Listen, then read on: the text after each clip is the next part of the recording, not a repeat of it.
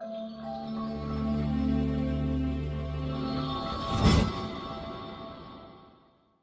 this video we are going to talk about the top 10 best places to visit in the UK. So before starting this video, please like this video and subscribe to our channel for future updates. The United Kingdom, which is made up of England, Wales, Scotland, and Northern Ireland, has long been a popular European tourist destination due to its beautiful countryside, ancient towns, world-class museums, and world-class theatres. There is a varied range of places to visit in the UK, from ancient castles to stately mansions, and the awe-inspiring scenery of the Lake District and the Scottish Highlands. Here are the 10 best places to visit in the UK. 10. Cambridge. Cambridge is a quaint English city situated just north of London on the River Cam. It has all of the cultural and entertainment opportunities you'd expect from a college town, as it is home to one of the world's top universities, the University of Cambridge. The city of Cambridge bills itself as a city for all seasons. Even on the coldest winter days, there is no lack of things to do, and when the weather warms up, the possibilities seem limitless. 9. Lake District. The Lake District is the UK's second largest national park, situated in the county of Cumbria in northwestern England. The key attractions are the glacial carved lakes, mountains, and hills that provide spectacular and inspiring scenery. It is the most popular hiking and climbing destination in England. The park is one of the most popular tourist destinations in the United Kingdom, with approximately 14 million visitors per year. 8. Snodonia. Snodonia National Park is a wonderful place to explore. The breathtaking 360-degree views of the mountains, valleys, and coast below can't be represented in any other way. Visitors will also see Ireland on a clear day. Snodonia, situated along the Welsh coast, is home to Snowdon, the highest mountain in Wales and England, as well as Wales's largest lake. It is the United Kingdom's third largest national park.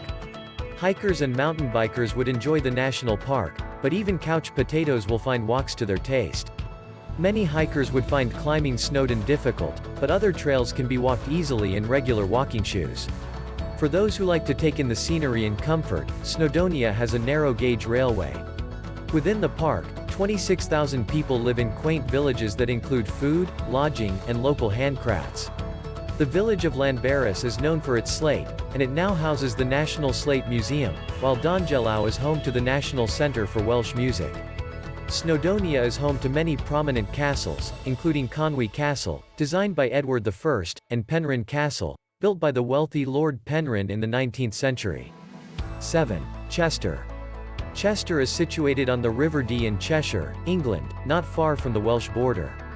Since the city is over 2,000 years old, there is a wealth of history, culture, and architecture from different ages. Throughout the district, distinctive 19th-century black and white revival architecture can be found. The city's Roman and medieval walls are a popular tourist attraction. They were transformed into an elevated walkway around the city after their defensive role was no longer required. It takes about an hour to walk the entire 2-mile circuit, but most tourists can find plenty of opportunities to stop and marvel along the way. The Chester Rows are walkways with a layout that is unlike anything else on the planet.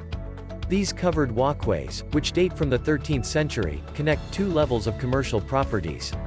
The walkways run in front of the first-floor shops and restaurants, with steps leading down to the street-level businesses. 6. Cornwall.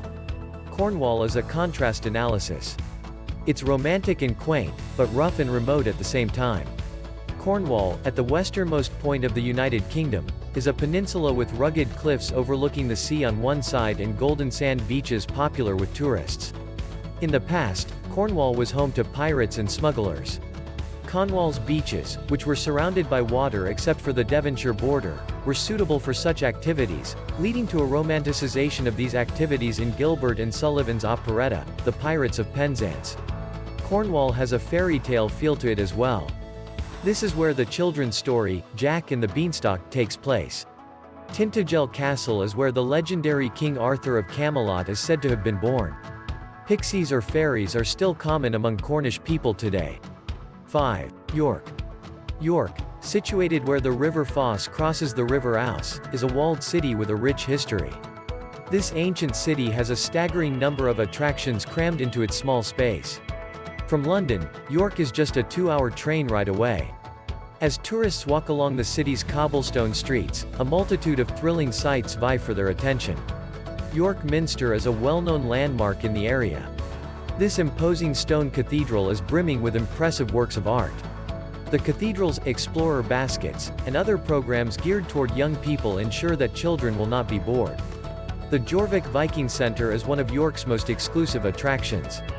The sights, sounds, and even smells of 1,000 years ago are captured in this reconstruction of a Viking city. Clifford's Tower, designed by William the Conqueror in the 11th century and restored by Henry III in the 13th, is a fantastic vantage point for panoramic views of the region. 4. Edinburgh. From the cobblestone streets to Edinburgh Castle, Scotland's capital, tourists to Edinburgh can expect to be engulfed in history. Edinburgh is steeped in history, starting with the old and new towns, which together include over 4,500 historic buildings and sites. Old Town and its rich history are symbolized by Edinburgh Castle, which sits high atop a hill overlooking the city. The Royal Mile, which links Edinburgh Castle and the Palace of Holyrood House, is situated in Edinburgh's Old Town. Many people start their journey to Edinburgh by walking the Royal Mile. After this hike, visitors may want to pay a visit to Grassmarket, a medieval market where public executions were once held.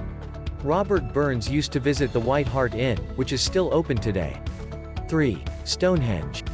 Stonehenge, one of the world's most popular sites, is made up of earthworks that surround a circular setting of large standing stones in southwest England.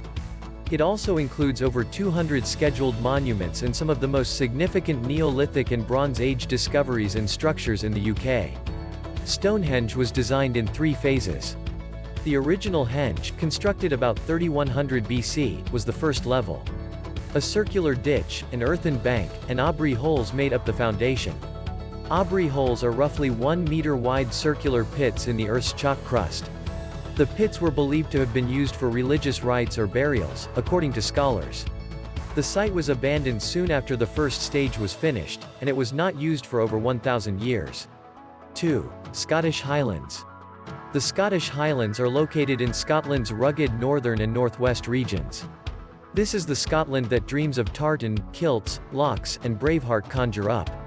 The area is sparsely populated, with several mountain ranges dominating the landscape, including Ben Nevis, Britain's highest peak. Many beautiful castles can be found in the Highlands, including Dunrobin Castle and Eilean Donan Castle, which is located on its own small island in Loch Dweich. It was remodeled several times into an ideal castle and is well worth a visit, with some interesting rooms and exhibits.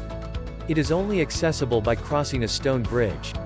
Loch Ness, Scotland's most popular lake, is also located in the Highlands. It is the alleged location of the Loch Ness Monster, a probably legendary beast that lives in the loch and is regularly seen by locals and passers-by. 1. London. London is a fascinating city steeped in history, with museums and art galleries, lovely green parks, excellent shopping and dining, a thriving theatre scene, and, of course, royalty. London is really a city of everything.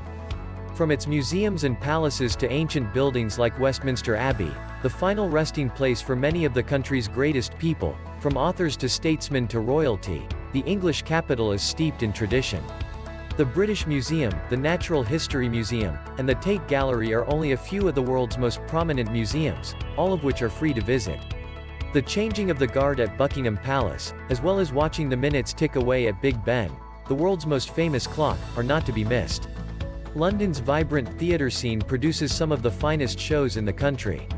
There will be concerts galore, starting with an evensong service at St. Paul's Cathedral, which is as well known for Lady Diana Spencer's wedding to Prince Charles as it is for being a great example of Christopher Wren's architecture. Visitors interested in other royal wives should pay a visit to the Tower of London, where Anne Boleyn, Henry VIII's second wife, was beheaded. Another must-do in London is to ride a double-decker bus across the Thames River on Tower Bridge. So that's it for today's video. What do you think of our list? Let me know in the comment section below. If you enjoyed this video and want to hear from me again, be sure to hit that subscribe button and turn on the notification bell before you go. Thanks for watching.